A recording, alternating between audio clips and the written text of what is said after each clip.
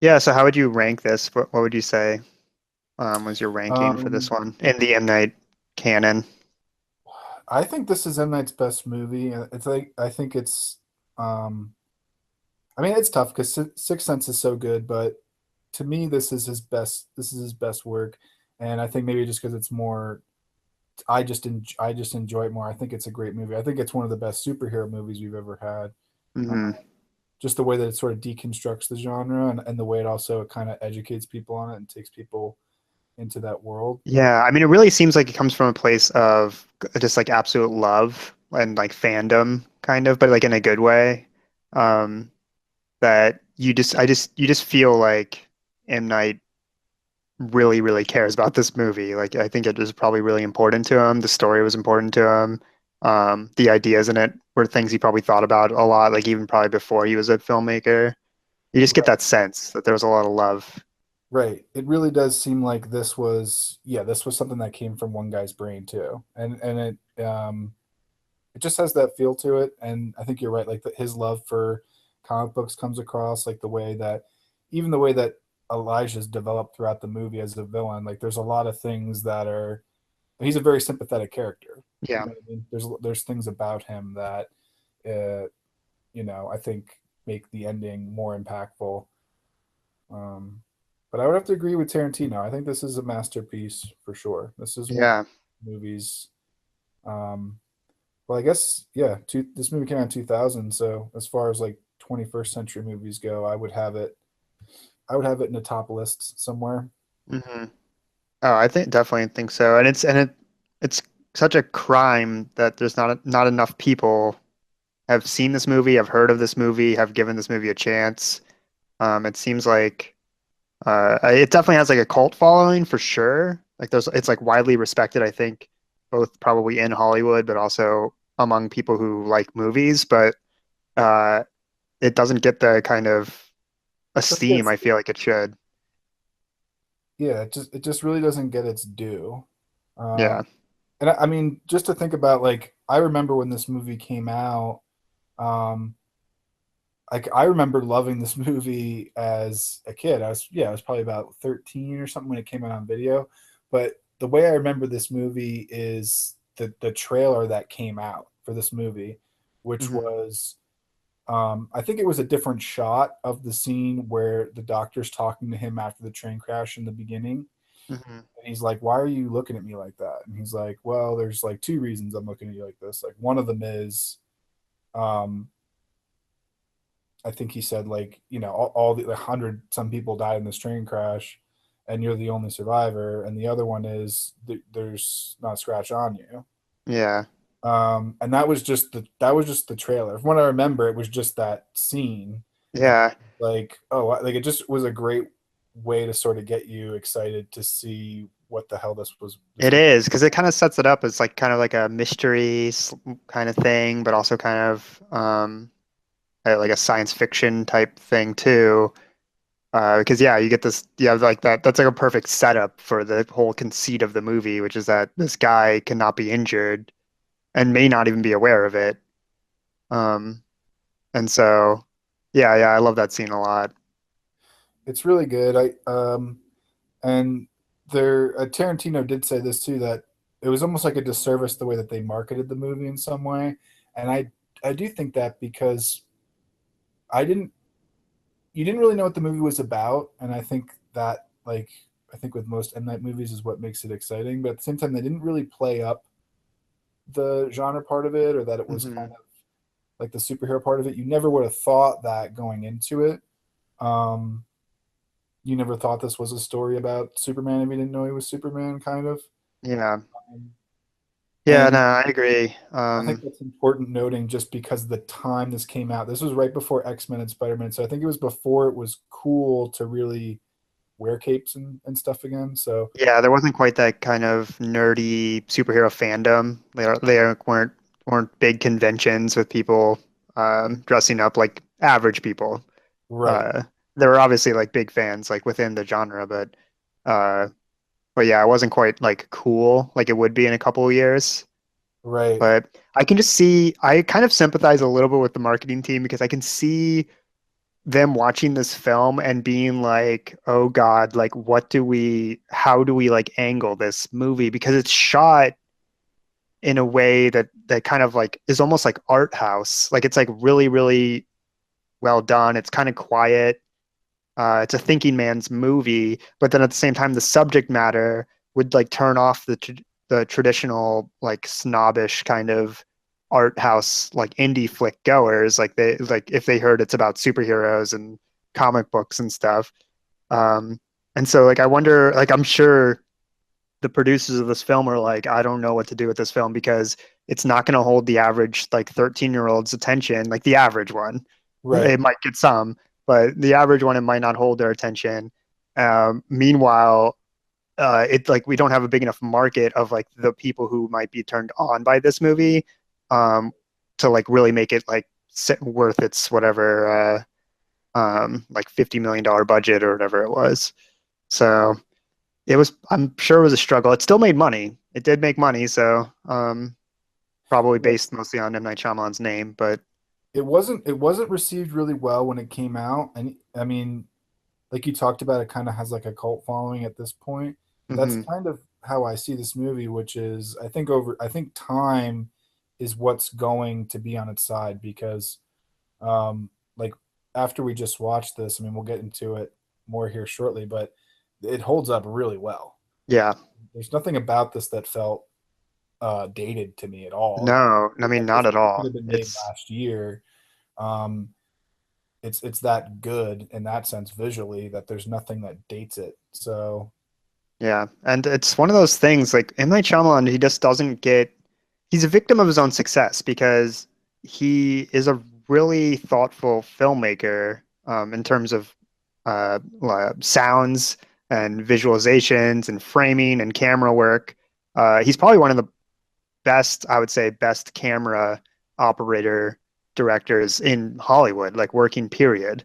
right, But he doesn't get that credit because everyone knows him from The Sixth Sense. They know the twist. That became like his big thing. And I don't think he's blameless in all this. Like I think maybe that kind of prestige maybe got to him a little bit, like that it kind of stoked his ego a little bit. Just from like interviews with him during the time period of like The Happening and um and some of his like bigger flops, like you kind of get the sense that like he thought he could do no wrong at that point.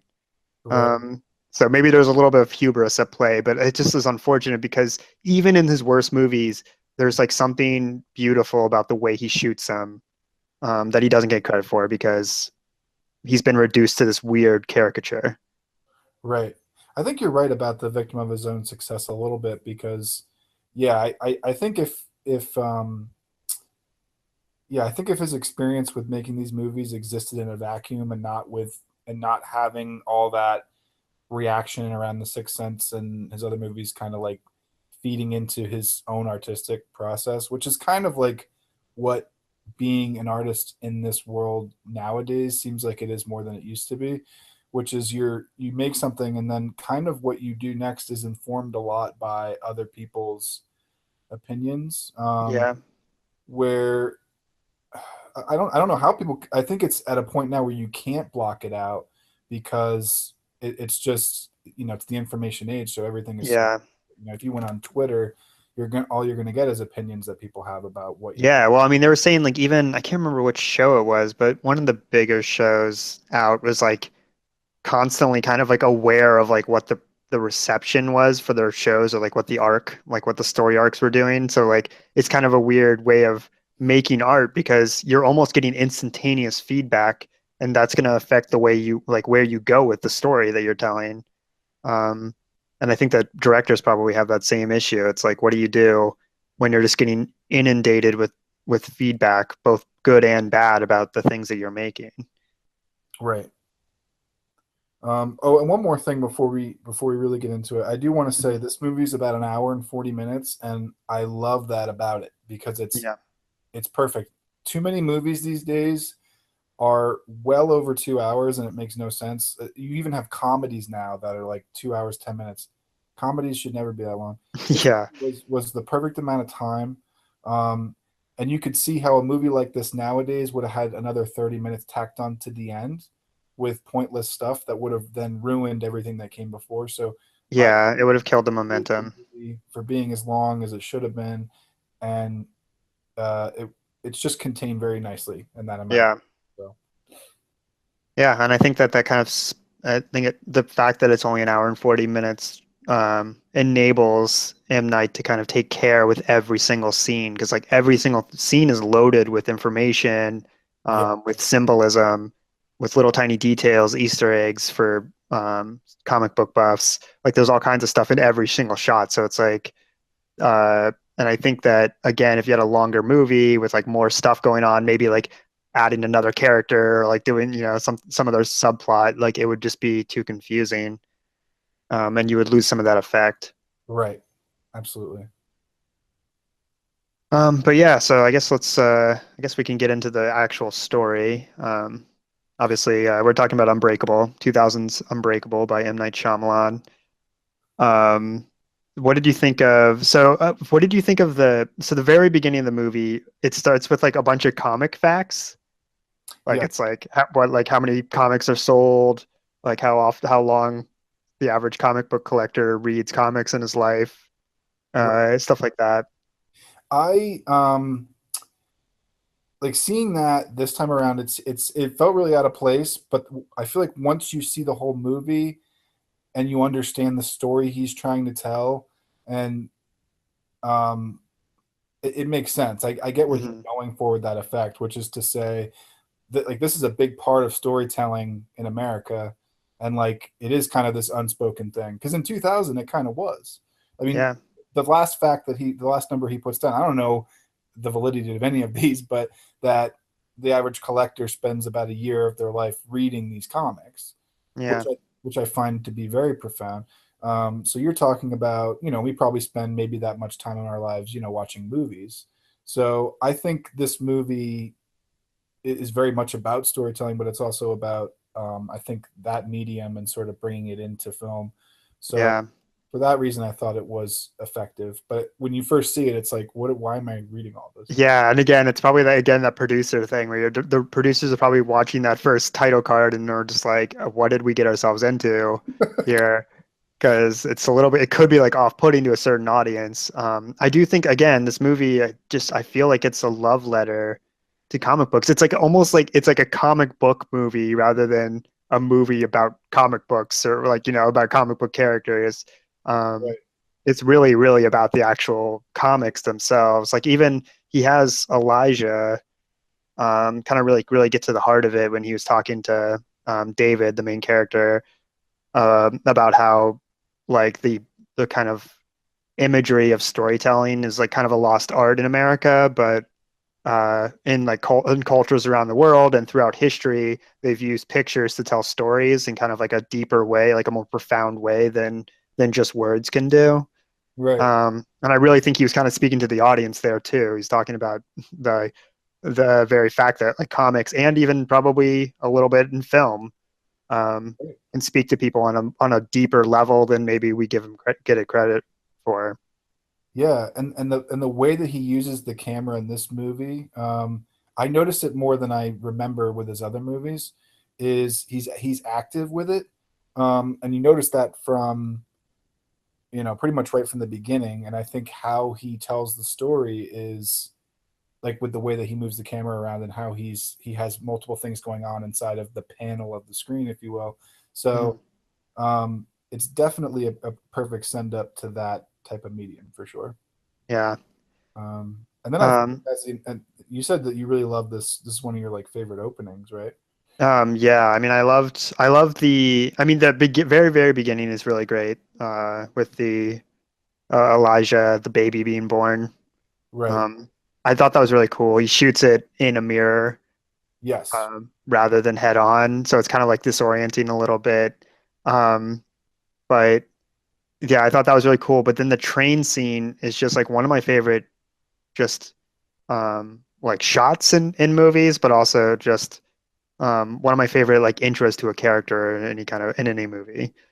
Oh yeah, yeah, I absolutely love that because that one is you're kind of in the position where you're at the child's point of view and you're looking at Yeah.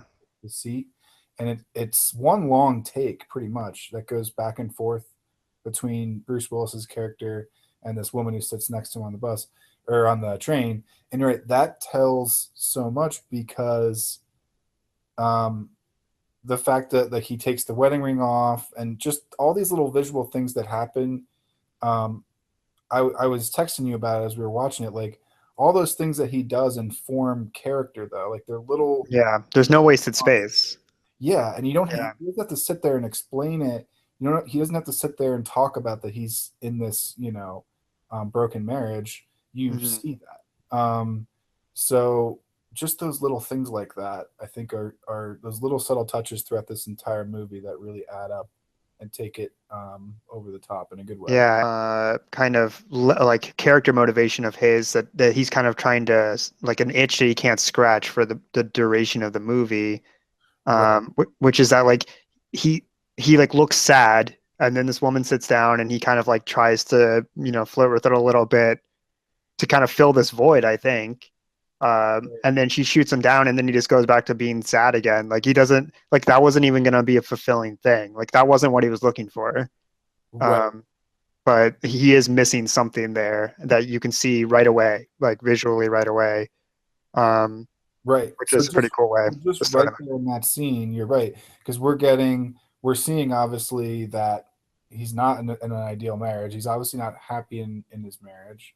Um, uh, you're seeing, yeah, he's not satisfied. He's kind of like this depressed looking guy, and yeah, he's not. Yeah, he's got some type of void, or he just looks unfulfilled. And those are the things that sort of like that's what plays out with his character for the rest of the movie.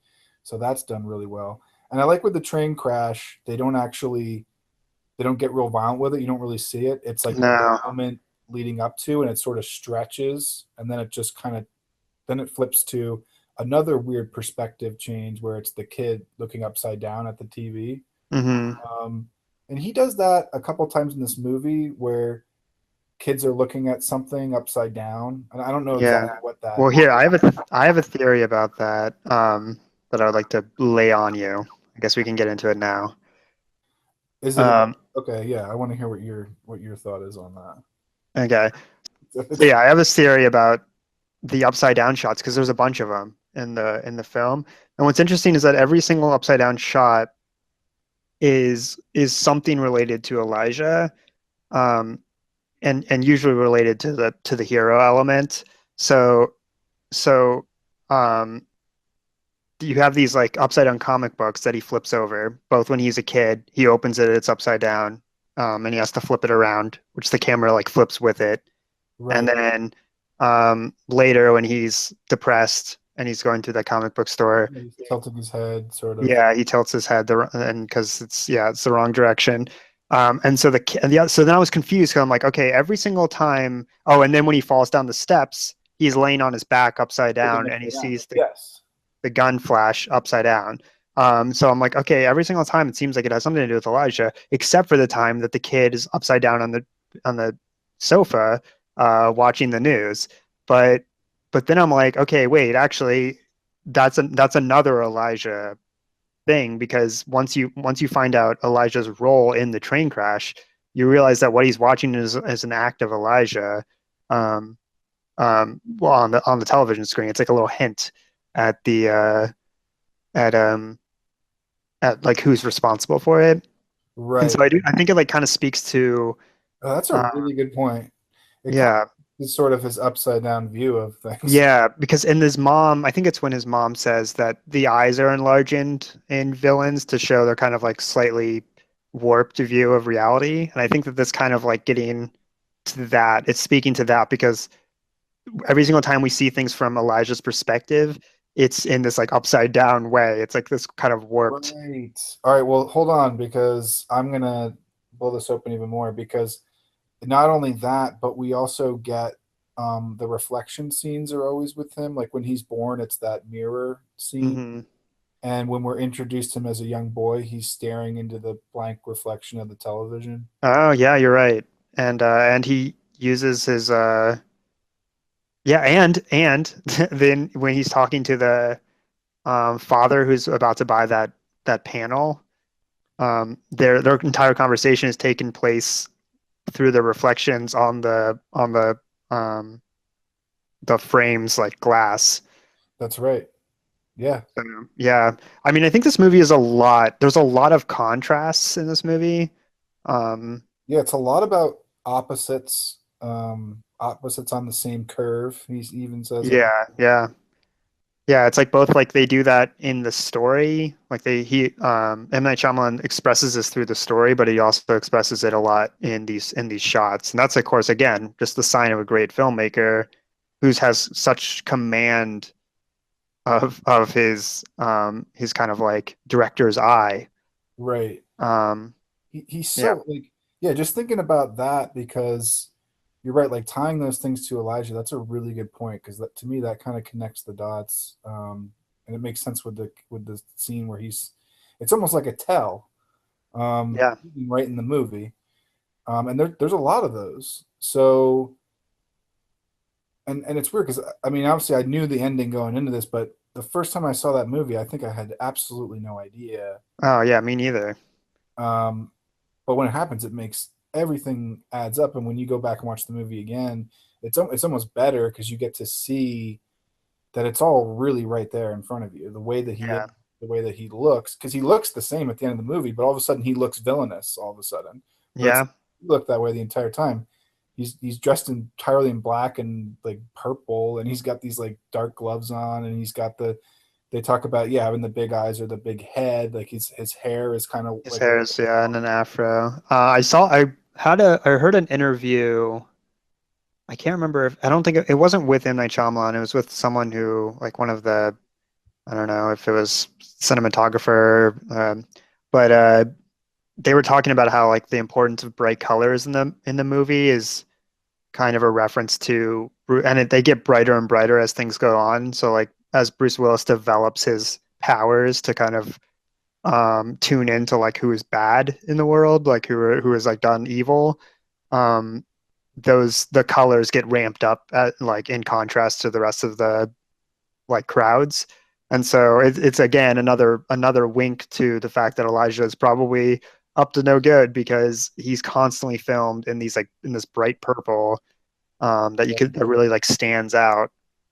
Um, And as I mentioned to you, I thought that that was a like going back and watching that again. That seemed like a really big tell to me because all the all the like prime arch villains of all the major characters they had purple, purple and green usually motifs, but like mhm, Spider Man's is Green Goblin, the Joker for Batman, Lex Luthor for Superman often had like his suit was green and purple. oh yeah, you're right. Yeah, yeah.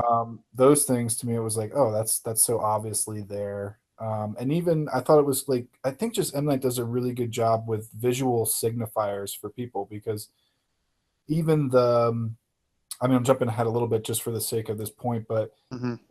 the one guy that he faces at the end of the movie he's wearing like that orange jumpsuit, which Yeah, I don't know, just again sort of like makes him stand out as like a almost yeah like a villain or something. He's just like got this like orange jumpsuit on. It's almost like yeah, a costume again. yeah, So, but it's all done in such a way that it's also if you weren't looking at the movie that way at all, you wouldn't see it that way. But like when you're looking at it through the lens as a comic book fan or something, it's like oh wow, this is like it's a total like homage to that type of way of like yeah distinguishing a character or something. yeah. So yeah, one of the things I wanted to talk about was I found that well, first, this movie is like very much grounded in realism in a way that the kind of later superhero movies kind of get away with for better or for worse. But this one's like very much kind of like I think like Quentin Tarantino said, was like this is a movie about like what would happen in the real world if there was a Superman who didn't know he was Superman kind of thing. And so like everything's pretty much grounded in the actual world. There's nothing's like too crazy that no one can fly or shoot lasers out of their eyes. Um, and so, but what's interesting about that is that you can kind of like what's cool about it is that like you can definitely identify with Elijah, like his like thinking because his life had been filled with so much pain and kind of a sense of like a lack of kind of understanding of like where he fit in Right. because he had been so like cursed almost like from childbirth to suffer through all this stuff, and he couldn't participate in most of what society um did. And so like it if you look at it from a perspective of just Elijah, like his hunt for someone like Bruce Willis to come along and kind of explain like why he is the way he is, and if you can find someone like that, it makes his life like more meaningful too. And I can like totally identify with that perspective of kind of being like, well, like my options are either, you know, the world is super cruel Right. and I've like been totally screwed over, or like I'm here for a reason, and but even if that reason might not be like it might be a bad reason, but at least I'm here for something. Explains Right. me. That's a big theme of the movie is about, yeah, finding one's purpose or finding one's like meaning. Hmm. Really, if you strip everything away, this movie is about two men search for meaning. Yeah. That's, I mean, I think that's why the movie succeeds so well, because Bruce Willis is doing the same thing. Like, and Elijah sees that. Like, that's why he's saying like Yeah. we're like two endpoints. Like we're on opposite ends, but we're Yeah. also connected in some way, because well, what we don't know is Elijah's looking for meaning the same way um, that Bruce Willis is that, yeah, this movie sort of looks at the world in a way of like, how do you fit into it? Like, what is your role? Yeah. And that there must be kind of like a yin and yang type balance between people or characteristics, which it's kind of it's totally a comic book theme. I mean, even Right, like the Dark Knight, like I mean, the Joker would probably agree with Elijah, um, because like he also is kind of like, oh, you know, there's one the superhero represents order, and right, represent chaos, and like we kind of fit together. We're perfect for each other. right. Um, One can't exist without the other. The Joker yeah, never actually wanting to kill Batman, kind of thing, and yeah, it's always and just like Elijah knew what he was doing at the end, when he kind of exposes himself, like but he's just like, no, this is kind of like to just reinforce the point that like we're in this together, kind of. right. Yes, that's what's. I think that's the most chilling thing about it at the end is that yeah, he has to know that he's going to get caught then, but he doesn't care. His whole thing is just revealing that he's like a villain that succeeded at the end, because he's revealing Yeah, this plot he had, and he succeeded because he was trying to find this hero that was his opposite. Um, I don't know. It's really nuanced. It's just. yeah, it's really really cool. But so I think we get into the middle of the movie. There's like the weightlifting scene. Like you have the parts where Bruce Willis is starting to like discover his powers a little bit. Yeah. There's some really just cool moments too. Like that, like these moments, pretty much every moment with Bruce Willis and his son are like just great little moments. Um, I but love yeah, I love the kid in this movie. he's really good. Yeah. He's like so proud of his dad. Yeah. I just like, and it's again, you were talking before, you had referred to kind of how this movie is so much about kind of understanding yourself or like your place. And it's interesting because like the kid is also kind of trying to find not like himself necessarily, but like like his family or like what his family like who they represent or like what his relationship with his dad is going to be like or what his parents are like, are they going to get a divorce or like what's happening with that, like there's so much of Right. that going on, which is such a it's interesting too because oftentimes like when you're that age you have two things, like you are kind of trying to explore these things, you're trying to figure out who you are, who your family is, like where you fit in this world. Right. And at the same time, you're obsessed with comic books, which is a lot about where you fit into the world and everything. So, Exactly. um, yeah, I thought the sun scenes were really cool. They're When he the part, I think the part that I like well, there's two parts I think that I like the most. One was when he like wants his dad to play football with the like other kids, and then the dad like shoots him down. He's like, yeah, I'm gonna go like work out, and he's just like immediately turns to the other kids. He's like, I'm gonna go work out with my dad. Yeah, Like leaves. it's that seemed so real to me at the same time because I Yeah. was thinking like a kid who is like so like proud of his dad would totally be like that. Yeah. Oh yeah. That's exactly what I would imagine a kid doing in that situation. Um, It makes sense too because like you see that he's with his dad more often. Like it seems like he sleeps up there with his dad, and yeah. he's kind of like I don't know, maybe just more connected with his dad, I guess. But yeah, Yeah. Yeah. At least he wants to be. that was a really funny moment. This kid actor's really good. I can't remember his name. He's been in other I don't know. stuff. Yeah, he was in Gladiator also around the I same forgot time. who it was, yeah. Yeah. Uh, Um, but you also yeah. have like obviously you have those. That's the thing is like this movie is also funny in a lot of places too. Oh yeah. We're talking about a lot of serious stuff, but it doesn't feel like so dour when you're watching it. Like it doesn't. It's not depressing. Like you're in. Like No, it's no. genuinely really funny parts that happen. Um, and the family drama stuff I think is really good. Like it's that's something that in superhero movies, for example, is always the thing that just doesn't really have a whole lot of weight. Like it's Hmm. pretty straightforward. But even that in this movie is has a lot of layers to it. It's not just cut and dry. Like Robin Wright and him, so they have a very complicated relationship, and even where it ends up at the end of the movie isn't so clean necessarily. Like he Yeah. might they'll be going away, but they're gonna try it again. So I just like I feel like family themes sort of pervade in all of his movies. I don't know if something in his personal life has sort of informed that or whatever, but um, Yeah, that is true. It's a lot about families, it seems like. Signs, is another one. The Village, kind of, in a certain sense. right, always these like fractured families, or Yeah. Yeah, that's interesting. Um, yeah, I thought that Robin Wright, I thought was amazing in this. She didn't have a ton to do, but the parts that she did have, where she was great.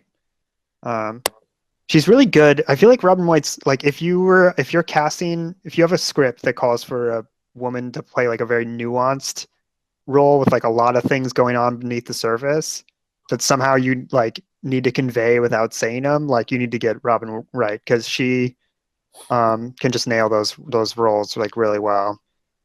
yes, and that's what all these actors in this movie have in common is they, um, yeah, I think they all can convey a lot without having to say anything. Bruce Willis actually does a tremendous job in this movie. Yeah. Yeah. I mean, just even that first scene on the train, like you just see that sadness in his face.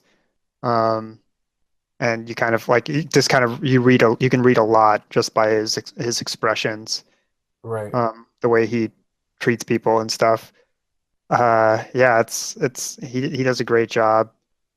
I will say that like I don't know, maybe this is just me, but I feel like the one moment in the movie that I felt like he was like almost like kind of like broke character a little bit is that for some reason he like seems to like trip up when he like has to say his name is David Dunn.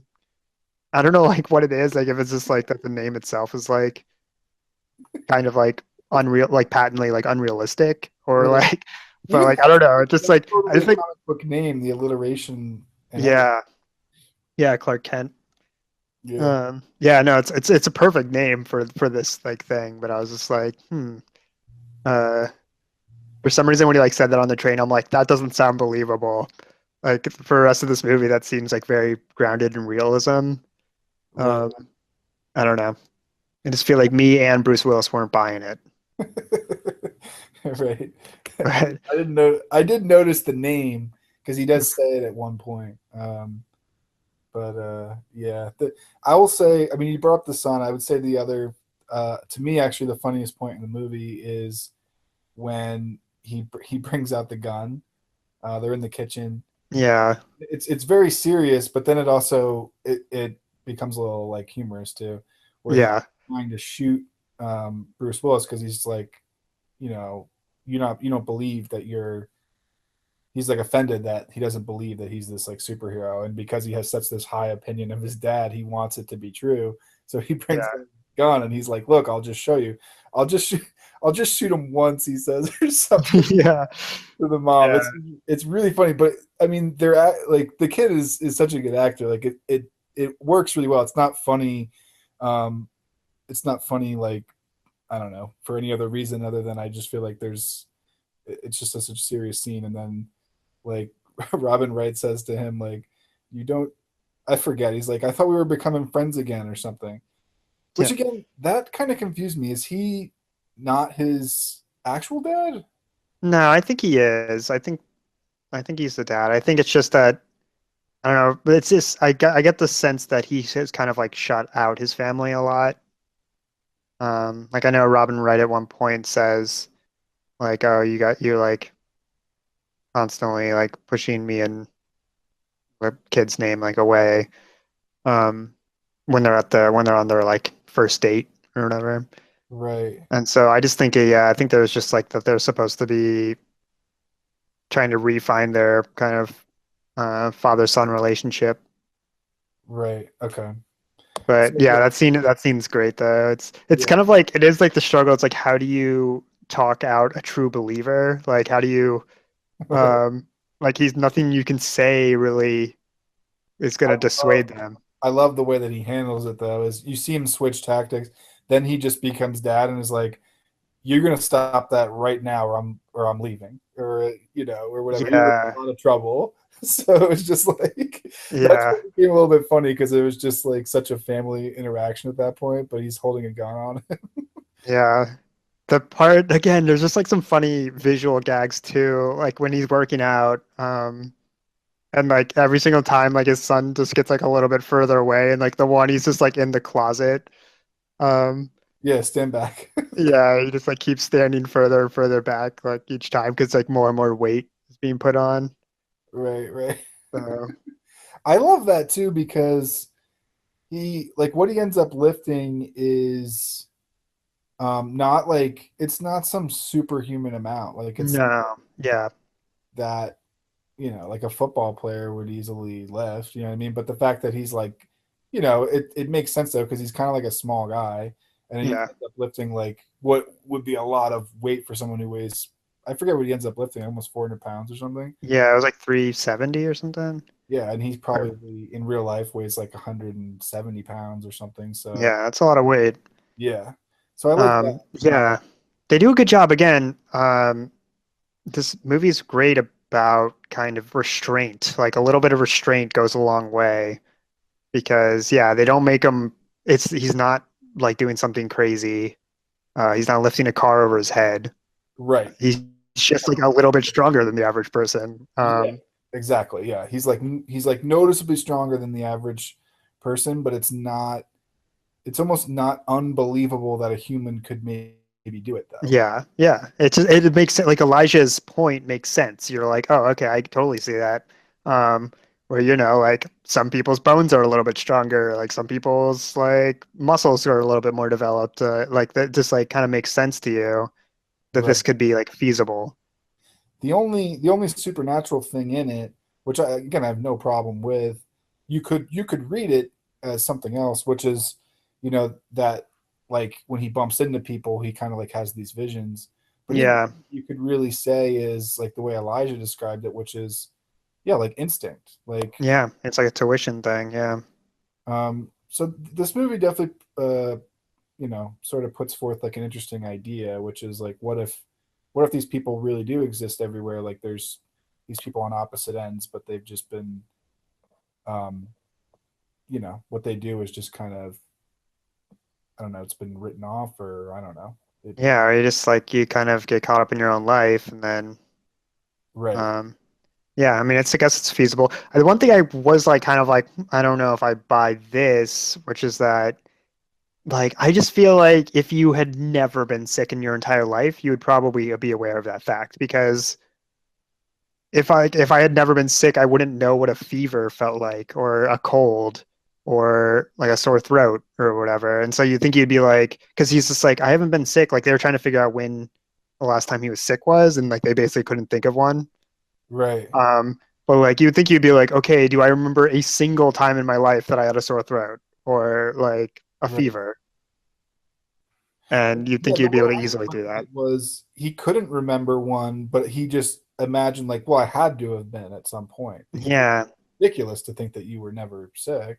Yeah, it's just like you would think you would notice that though. You'd think you'd be like, yeah, I've like you think you would be with a friend and the friend would be like, oh, I like, I can't go out tonight. I like have this like horrible fever and you'd be like, huh, it's weird. I've literally never had a fever. Like I don't know what that's like. So, um I don't know. Like you'd just be That's a good point. I mean, like if someone like yeah, like for like I for example have never had my appendix taken out, but like if someone told me that they had their appendix taken out, I'd be like, did I like have my appendix taken out? Like I can't decide. Like I'm like, no, I don't know what that's like because I've not had that happen to me. right, right. But Yeah, I guess that's yeah, I guess that's possible. yeah, Um, I mean obviously it's like not actually not not willing to throw out the movie for that slight um lack of realism because right, right. uh Yeah. yeah, it's a superhero movie at the end of the day. So Um, so yeah, I think then where the movie ends up in the third act is based was Bruce Willis finally accepting, um, trying to embrace finally this new role for him, which is that maybe he is this hero. So Elijah says, "All right, this is the tricky part. Like this is where it becomes real life, but you got to go to a public place." mhm. So he's um, he goes out and he finds, yeah, he's having all these visions. Even that in of itself is just an interesting concept to me because he's seeing. I mean, it makes sense why he goes and follows the one guy because the things that kind of like the awful things that other people did are things that it's like, what can he really do? Like the one is like a woman stole like some necklace from somewhere, and it's like, okay, well, he can't like just like arrest somebody because Yeah, like yeah. I was like thinking about that scene because like at first I was like, this is kind of like weird because yeah, like this the one, scene with the necklace, I'm like, okay, that one's like I guess you could see overlooking that one, but then like there's like the rape one, and I'm like, I don't know, maybe you should have stopped that guy. But like, but but it's then I do think but it was that happens. mostly It's like, what can he do? Because yeah, the it's like identity of anybody. He knows that that guy raped somebody, which is terrible. It's almost like it kind of makes it seem like it's this terrible curse that he has at the same time because he's going to see these awful things. yeah, like people all over the place. Like it's just gonna Like the one guy was whatever dealing drugs there, but when he caught him, he wasn't at the time.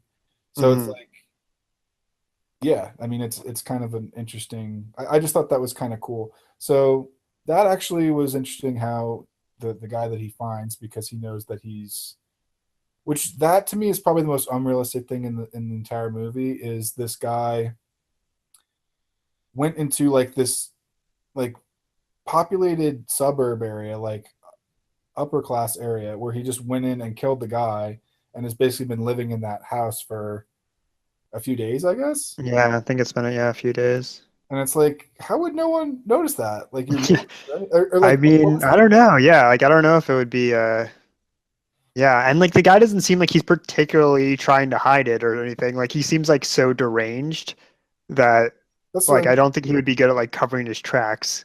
What's the end game though? Like you don't think like someone would come visit or like the mail would pile up or I don't know. Like Yeah, what's well, I mean, I don't think the guy was particularly thinking about that because like he pushes Bruce Willis out of the thing onto the pool and then just like goes back inside and just is like drinking again and just like doing whatever. It's like you think you'd kind of wonder like who the heck this guy was who was just in the right, build in the house. But right? I Yeah, think he was just like so mentally disturbed that yeah, I guess. Again, yeah. it's a really minor. I mean, I feel like you really have to try to find things wrong with this movie. That's the thing, and that's why Yeah. I understand the people who, because I think on Rotten Tomatoes it doesn't have a really high score. I think it's No, and that's the frustrating thing. It's like it's a movie that I would put up there with, I mean, some of the best, most intriguing movies of the last 10 years, 20 years. But yeah, it just didn't have like as much traction when it first came out, I guess. but there's a couple of things I want to talk about. Obviously, I look forward to us talking about the ending a little bit and kind of unpacking that a little bit more. But first, I Mhm. want to ask you, just in general, like, what do you? Because this movie, um, I think rubbed off on both of us in a big way because obviously we knew we wanted to do this movie at some point. I mean, this movie came out 17 years ago, Yeah. so I guess I'm just curious, like, what was it you think that stuck with you most about this movie after the first time you ever saw it? Like, what was Yeah. Um, well, so I think first off, I've always been kind of fascinated with this. Well, yeah, so I've always been kind of fascinated with this idea that um, grounding grounding kind of extraordinary things in kind of a realistic setting and seeing like what happens. right? So like I like even with like alien movies and stuff, like I'm less I enjoy movies like Independence Day and stuff, but I'm like more interested. Like I like The Arrival. I like parts of The Arrival because of the idea that they were kind of like, okay, what would really happen if aliens showed up? Like this like crazy thing happened. Um, and that's kind of what I think first kind of captured my imagination with Unbreakable, which is it was one of these movies where I'm like, oh wow, like uh, what would happen if super like it's not like Superman flying around Metropolis is like kind of is one thing. It's kind of like this distant thing. You kind of have to use your entire imagination for it. But like this guy is just an average guy who is put into this kind of extraordinary situation. Right. Um, and I found that kind of angle really enticing. Um, Yeah, and I don't, I think you're right. I think that's what it was for me was the sense of realism.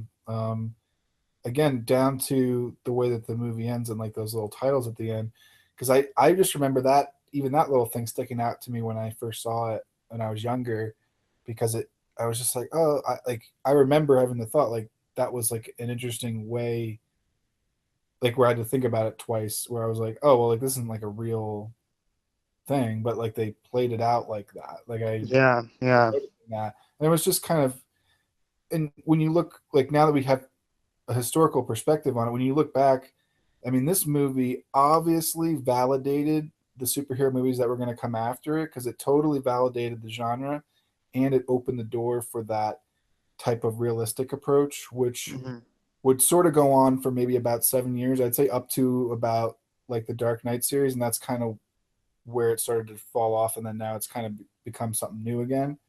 Uh, yeah, but yeah, you had the X Men and Spider Man, even to some extent, to me felt kind of grounded in reality in that it was very much a human drama and all that stuff. It didn't feel as like lost in spectacle as a lot of these become. But yeah, yeah. No, yeah, I definitely agree. I think that it was definitely one of the first.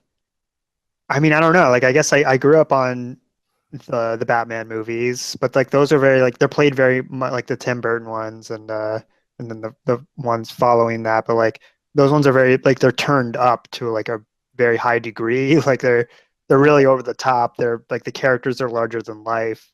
they're very Uh, much fantastical. I mean, that's yeah, it's yeah, all about that, and they're great. Like I actually really like the Tim Burton ones, hmm even Returns. But yeah, you're right. I think those are dialed up.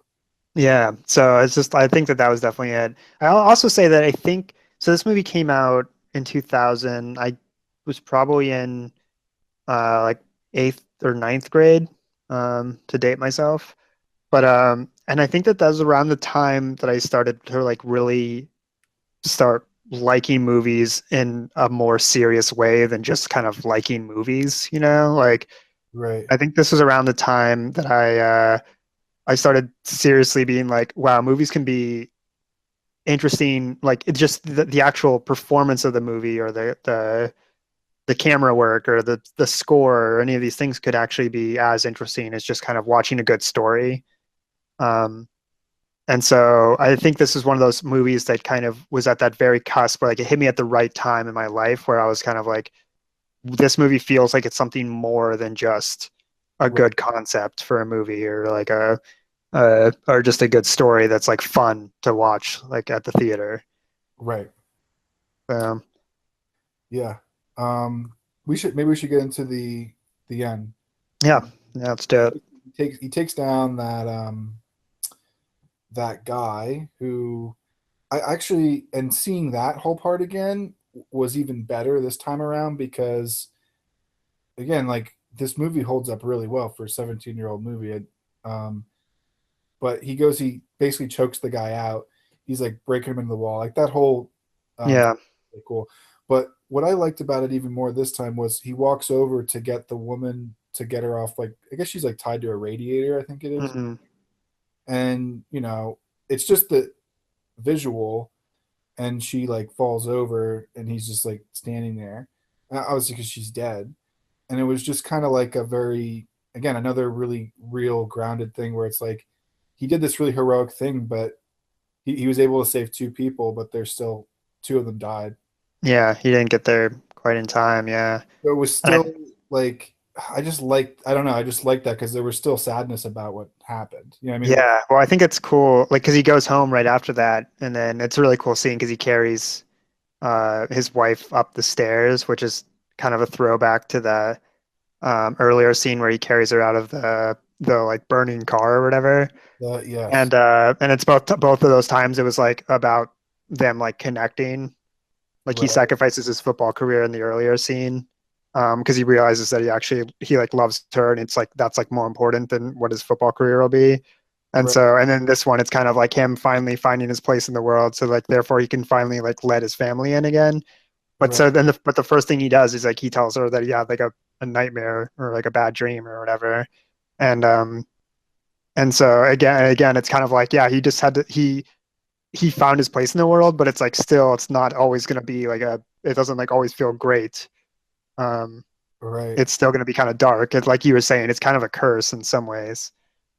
Yeah, that was, yeah, those two scenes, the way they played out, I guess maybe just being older now, those impacted me more. I think just because as you get older, you start to Yeah, see the some of the darker edges and stuff. So I think it was like, oh, that really impacted me, and it was like it felt very, again, it was a complicated approach to it. It wasn't just as simple as we triumphed, yeah, we stopped Ultron or whatever. yeah. Yeah, it was still really like a yeah, still a difficult thing. And I Yeah, like, and like you said, like there's like nothing was completely solved. Like he got that phone call a couple of scenes prior to that. He got that phone call where he got a job offer in New York. Like, and we don't know if he's going to take that job or if his marriage is going to last or like what's going to happen. right. Um, you just get this little snippet of his life. And you get the sense that he is going to do it again. Or well, maybe like because then in the morning and he's sitting there and obviously he's kind of like hiding it from the wife, but he Hmm. pushes across.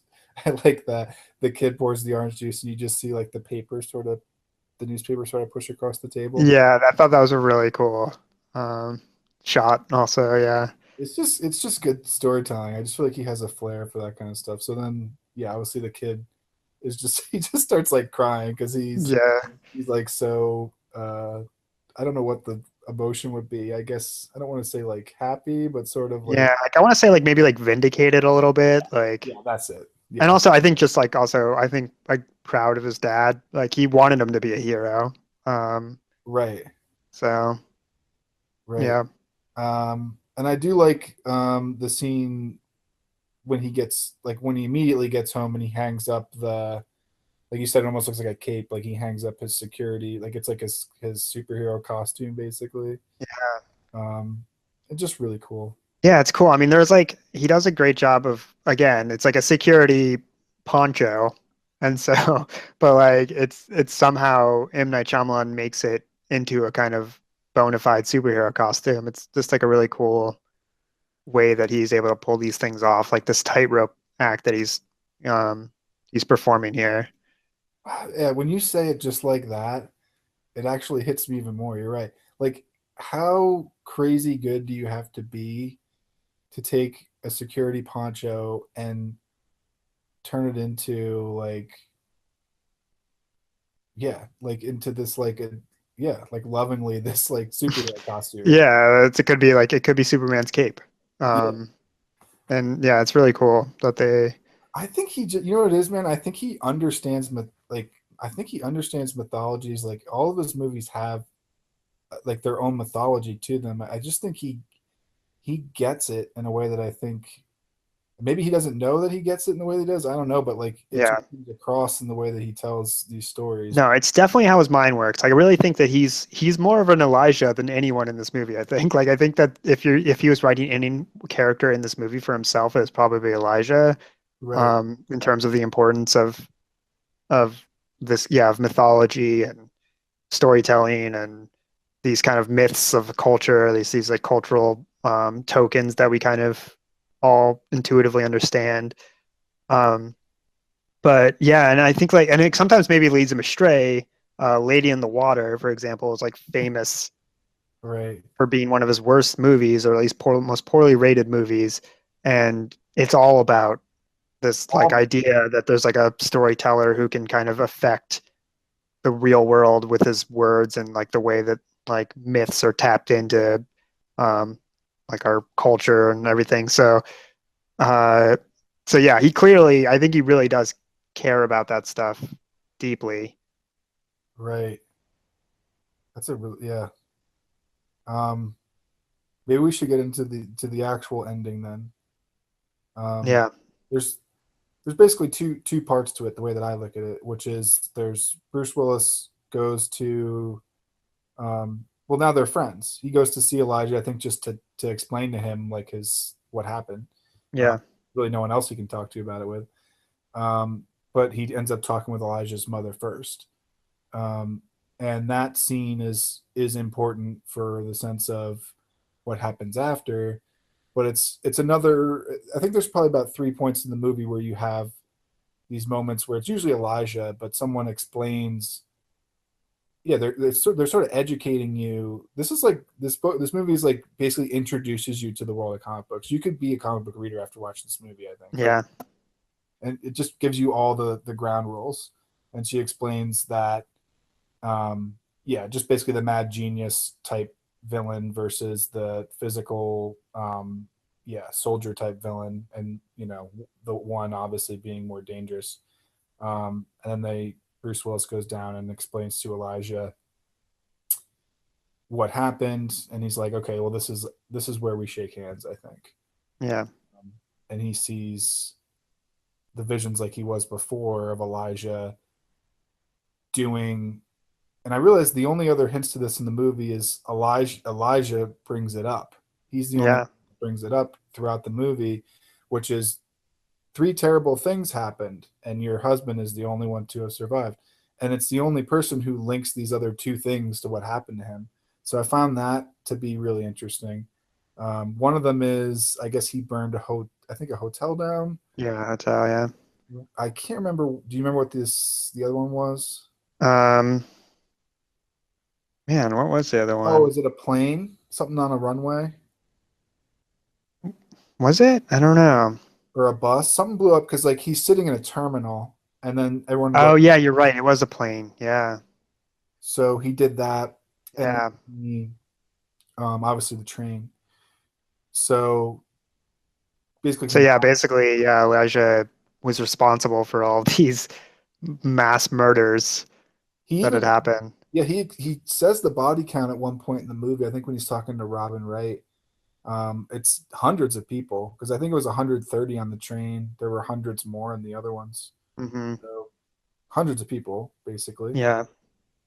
Um, And then yeah, so then obviously Bruce Willis now knows that Elijah, it's like not just that he was like looking at tragedies and kind of trying to find someone who's a sole survivor, but like he was actually orchestrating these things, and that he actually is one of the villains right, in his own comic book. right, yeah, he was. Yeah, it comes from such a broken place. I mean, and it makes sense because this guy looks at everything through the world through comic books basically. Yeah. And so the way he's trying to find meaning is like, well, I can't, I can't be a football star, and I can't like basically go outside most of the time because I'm going to get hurt. But maybe I can like, yeah, I don't know. Like maybe if I'm so broken, maybe there's someone out there who isn't. Hmm. And if that's true, then like then that gives me purpose. Like Yeah. it's such a twisted perception. Um, Yeah, well, I mean, because he says like you can always tell who the villain is because it's the person who's the exact opposite of the hero. Um, and that's kind of at least how he frames himself in relation to David Dunn because Right. he's like, well, I'm super weak and obviously he's super strong, so that's like we're connected to those by that thing. Right. Um, and so yeah, I think that again, I just feel like I could see a person who has having spent his, like he says, like one third of his life in a on a hospital bed. Um, I can see that person getting to this point, kind of derangement, Right. based around this, like this kind of like obsession with the idea that's like, well, I have to fit in somehow. Um, Right. Yeah, so a guy yeah, obsessed with heroes and villains, and um, yeah, it's yeah, it's really it's totally grounded in realism because, like you said, it's believable in a sense because you're like, yeah, I guess I could see how a guy who is mentally, kind of unstable and basically living in isolation all the time, and um, yeah, would have, and the kind of ideas that he has could totally do something like this, basically. yeah, Um, so by the end of the movie, he reveals his plot or whatever. He's gonna get in trouble. I mean, Bruce Willis doesn't really say much to him except just like, "How could you do that?" Like all those people, and he walks out. yeah, And that's where we get the title, the script that says like he went and notified the police, and that Elijah was like in the institute for the criminally insane, and that's yeah, like the end, really. yeah. Which I thought that was great, great little detail there. Yeah. Because that's like totally where they would put him if he was like in some kind of comic book thing, some kind of But I like love that the movie, Arkham Asylum. the last line in the movie is him getting his name, which is he's Mr. Glass Yeah, because of the kids. because of the kids. Should have known way back when. Yeah. Um, yeah, so I mean, it's a great movie. Like you said, it's short but sweet. An hour and 40 is pretty short, even for like dramas. Like it's like I mean, there's like not many, or I mean, for comedies. Um, but There's it's I think it gets its job done. It's like a perfect little fable. Yes, there's not one scene wasted. You couldn't get rid of any of them, and I think Yeah. what you said before we started recording, about like how each scene is so like just like full, like dense, like really full of um imagery, and like there's a lot going on in just one scene, that I think Hmm. the fact that it's short is, it's you couldn't, the movie would be completely different in another sense because you couldn't, I don't know, I just feel like the language of the film made it so that you could do it that way. Even when he's finding out that he was the survivor, just you have that, you have something happening in the foreground, like there's Yeah. always like multiple things happening in the scene. He really knows how to construct that. So Yeah. Yeah, it's just a well done movie. The score was amazing. I don't know if we wanted to talk about that at all, yeah, we but should. um, but Yeah. yeah, I thought that the underlying that like theme score uh was like very well. It's like such a heroic, like kind of swelling score that it really lended a little bit of like superhero flair to things that are kind of like a little bit grounded, as we were talking about, um, in the scenes, but like it has this like kind of heroic score underneath that I think that does a really good job of accenting that. Right. Well, oh, well, I just read some. Wow. Okay. Um, I just was looking at who did the score. I'm gonna have to talk to you about this later. But so it says music by James Newton Howard, who's done I think a lot of like big movies, like a lot of big movies. Yeah. Huh. So Yeah, I mean, he doesn't. It's a weird movie because it's like a very intimate movie. I mean, it costs 75 million to make, which is a decent chunk of change. And probably the only way he could do that is because he was coming off of The Sixth Sense at that time. Um, but but yeah, and like he has like a bunch of pretty good big actors, Bruce Willis, Samuel L. Jackson, Robin Wright.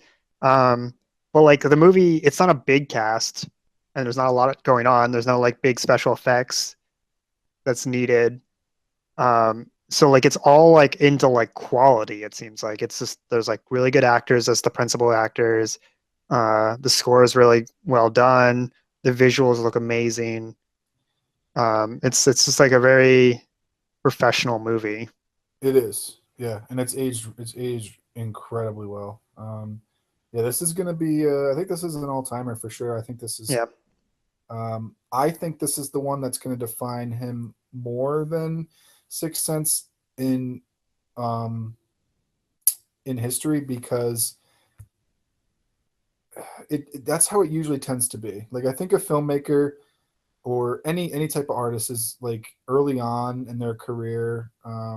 Some of them usually have something that like sort of defines them, and then it's almost like they have to kind of break um, out of that mold a little bit. And I feel like Hmm. with this movie, to me, it's just I don't know. To me, it's more of a success.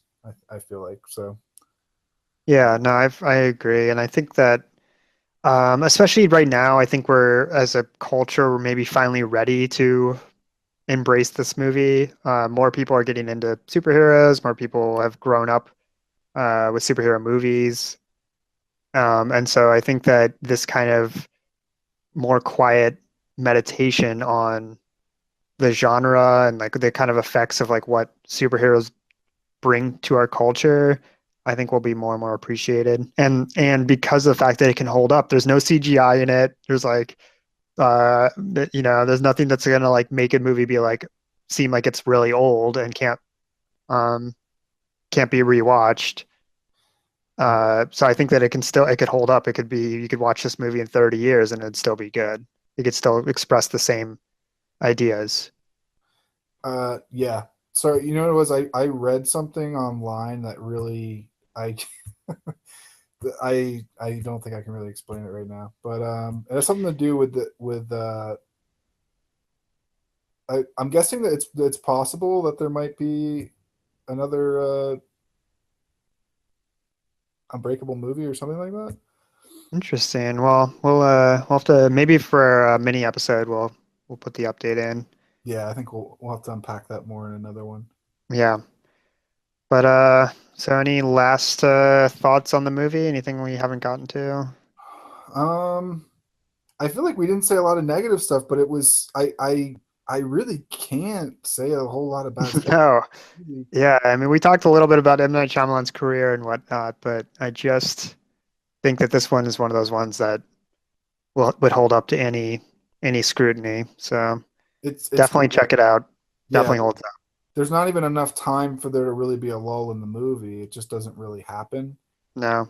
The only thing I could think of is maybe the dinner scene with him and the wife, but that's kind of a really important scene. Yeah, I think it's important for his character. I'm glad they So invested the time in it, honestly. yeah, so even that, you know, yeah, this will probably be one of the better movies we watch on here, honestly, Yeah.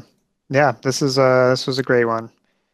for sure. Um and okay, so I guess that'll be it for this week. And we don't know which movie we'll be doing next, but tune into our mini episode probably in a few days or so. Yeah, And we'll probably have it hammered out by then. We can tell you what we're going to be doing for next week. yeah, we So got some good ideas, so that should be fun. yeah, yeah, we have some good ones down in the pipeline. Okay, well, See you later, guys. see you later.